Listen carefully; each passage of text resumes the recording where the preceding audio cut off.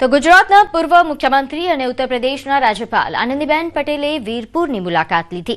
યાત્રાધામ વીરપુરમાં પરિવાર સાથે આનંદીબેન પટેલે જલારામ બાપાના દર્શન કર્યા। મંદિર પાસેની બજારમાંથી અનાર પટેલે ખરીદી કરતા વેપારીઓએ ઉત્સાહપૂર્વક સ્વાગત કર્યું। સામાન્ય લોકોની જેમ વીરપુરની બજારમાં આનંદીબેન પટેલ જોવા મળ્યા। જે બાદ આજે આનંદીબેન પટેલ પરિવાર સાથે ખોડલધામ મંદિર પહોંચ્યા, જ્યાં ખોડલધામ ટ્રસ્ટના ટ્રસ્ટીઓએ સ્વાગત કર્યું।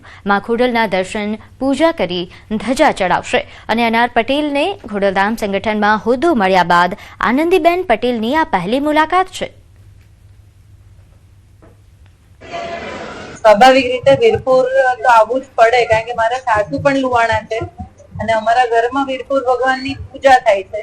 અમે જયારે ઘરની બહાર નીકળે ત્યારે જય જલારામ બોલીને નીકળતા હોઈએ, તો એ ભાગ રૂપે બી અમારે બધાને અહીંયા આવવાનું હતું। એટલે વીરપુર આજે દર્શન કર્યા, બહુ સરસ રીતે